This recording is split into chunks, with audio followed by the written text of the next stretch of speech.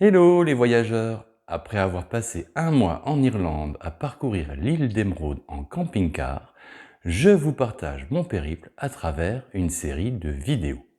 Pour ne rien louper de ma balade irlandaise, abonnez-vous à ma chaîne et pensez à activer la petite cloche pour être prévenu de mes futures publications. Alors, prêt pour l'aventure? Générique!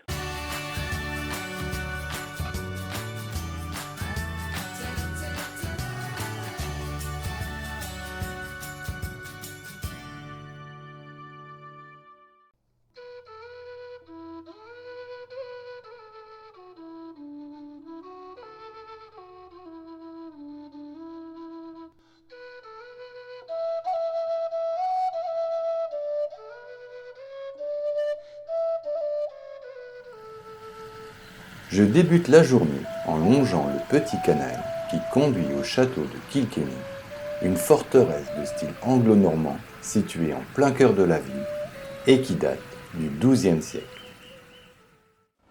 Avec ses 21 hectares, le château de Kilkenny est considéré comme l'un des plus grands d'Irlande. Les salles du château proposent une collection de peintures, de tapisseries et d'antiquités rassemblées au fil des siècles par la famille Butler. Mention spéciale pour la longue galerie avec son imposante voûte en bois. Les armoiries du puissant clan Butler scandent une devise en français s'il vous plaît, comme je trouve. Le château possède de magnifiques jardins où il fait bon se promener.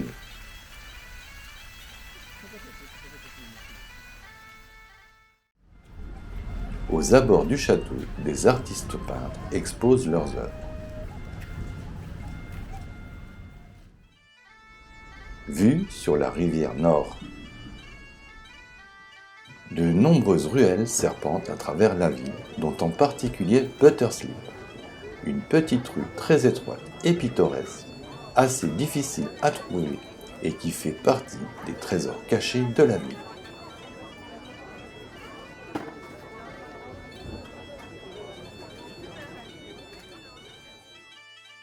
Brassée à Kilkenny depuis 1710, la Smithwick's est une bière irlandaise goûteuse et crémeuse.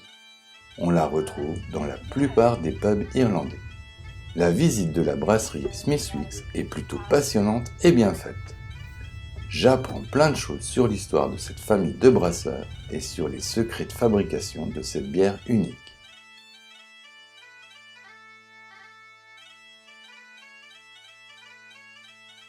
De beaux décors, des explications claires, des travaux manuels, des découvertes olfactives et gustatives sur les différents arômes de la bière, c'est vraiment sympa comme expérience. Je recommande.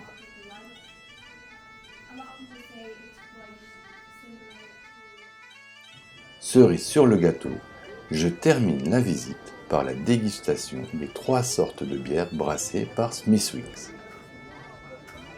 La qualité de la visite de la brasserie de Smithwick's rivalise largement avec celle du très célèbre Guinness Storehouse de Dublin.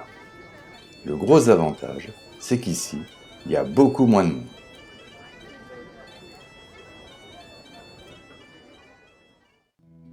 Je visite l'abbaye noire, un des autres joyaux de Kilkenny. Dédiée à la Sainte Trinité, cette église a été fondée en 1225 pour l'ordre de Saint-Dominique. La Black Abbey a été nommée ainsi en référence aux moines dominicains qui étaient autrefois surnommés les Frères Noirs du fait qu'ils portaient de longs manteaux sombres. Au XIVe siècle, Élisabeth Ier, une reine profondément protestante, confisque l'abbaye pour en faire un tribunal. L'ordre dominicain n'en reprit possession qu'au début du XIXe siècle et restaura la nef et le transept.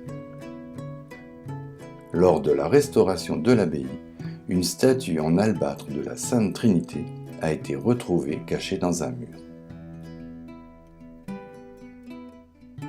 Architecturalement parlant, la visite de l'abbaye vaut vraiment le détour. Les colonnes, les voûtes et les fenêtres en ogive sont magnifiquement conservées. Les vitraux sont particulièrement détaillés et colorés.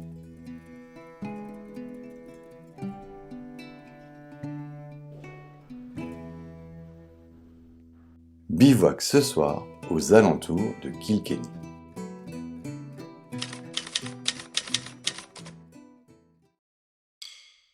Départ tôt ce matin pour aller visiter Kennedy Homestead, la maison familiale des ancêtres du président américain John Fitzgerald Kennedy.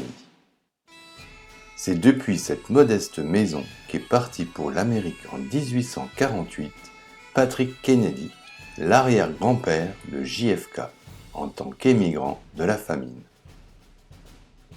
En juin 1963, la visite du président Kennedy à ses cousines a enflammé les Irlandais. Le président américain aurait déclaré que ce voyage en Irlande, au plus près de ses racines familiales, était les 4 meilleurs jours de sa vie. Il s'était promis de revenir en Irlande, mais le 22 novembre 1963, à peine 5 mois après son séjour irlandais, le président Kennedy est assassiné à Dallas, au Texas.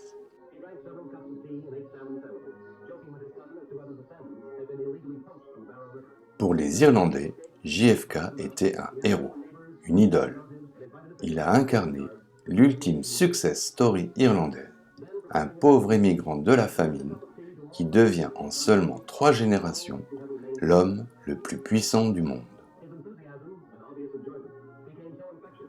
JFK a changé le visage de l'émigration et a donné aux Irlandais un nouvel espoir pour l'avenir. La ferme familiale est aujourd'hui reconvertie en centre culturel et présente une exposition d'objets et de photos qui retrace l'histoire des Kennedy.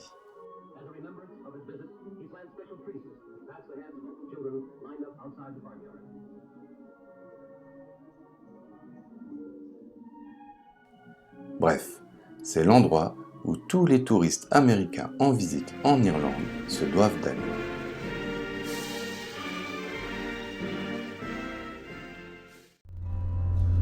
Je reprends la route pour me rendre à la pointe de Hook.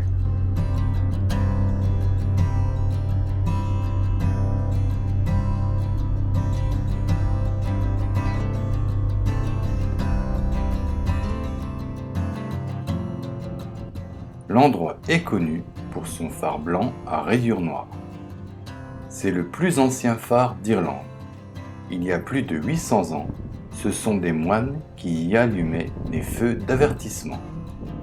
Un escalier de 115 marches permet d'accéder à son sommet. Malheureusement, j'arrive trop tard et le phare est fermé. Donc pas de visite, tant pis. Et pas moyen de faire voler mon drone, il y a vraiment beaucoup trop de vent. Alors je me contente d'admirer l'océan depuis le plancher des vaches. Bivouac ce soir à quelques centaines de mètres du phare, car dormir sur le parking est interdit. Et je termine la journée avec un magnifique coucher de soleil.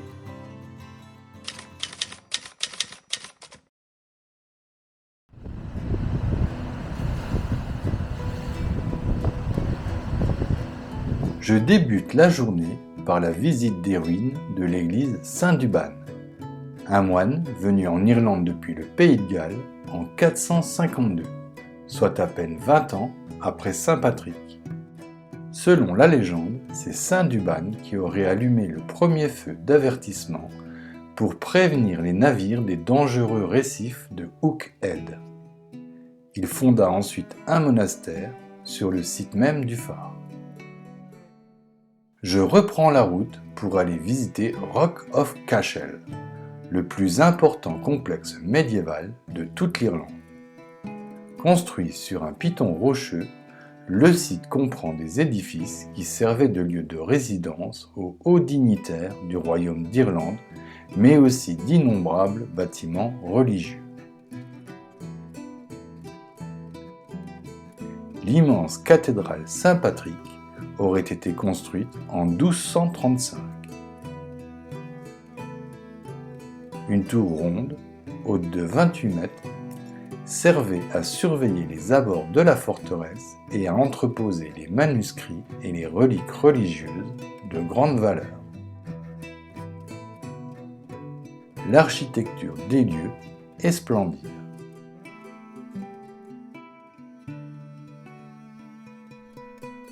De nombreuses fresques aux détails minutieux et une multitude de sculptures exceptionnellement bien conservées se cachent un peu partout sur le site.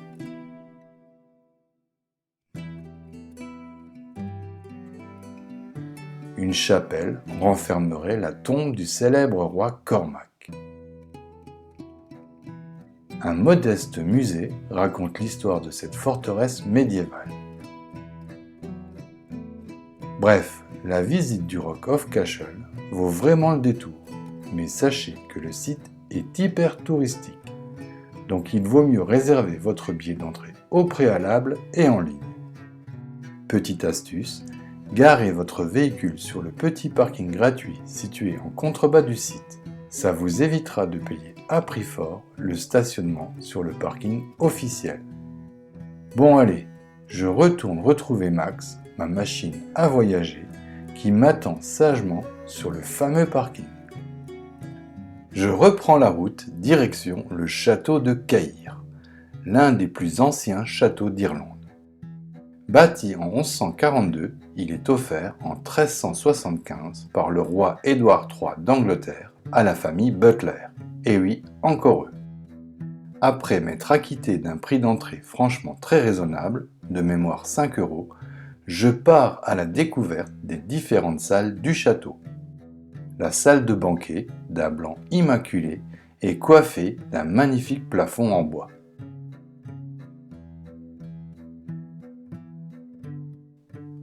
Je monte tout en haut de la tour pour profiter d'un beau panorama sur la ville.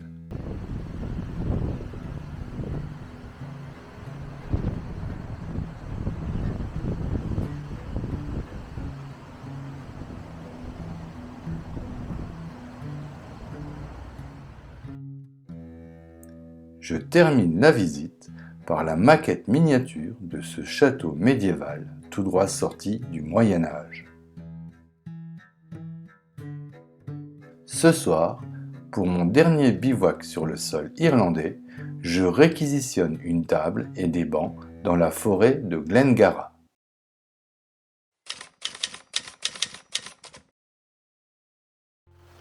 Après une petite randonnée sous la pluie dans la forêt de Glengarra, je reprends la route direction Cork pour reprendre cet après-midi le ferry et retourner en France. La boucle irlandaise est bouclée en 32 jours, à sillonner l'île d'Émeraude sur 4519 km. Pour découvrir ou revoir tous les épisodes de ma balade irlandaise, abonnez-vous à ma chaîne, activez la petite cloche et si cette vidéo vous a plu, n'oubliez pas de la liker, de la commenter et de la partager. Alors, en attendant de vous retrouver pour de nouvelles aventures, n'oubliez pas, le monde appartient à ceux qui le parcourent.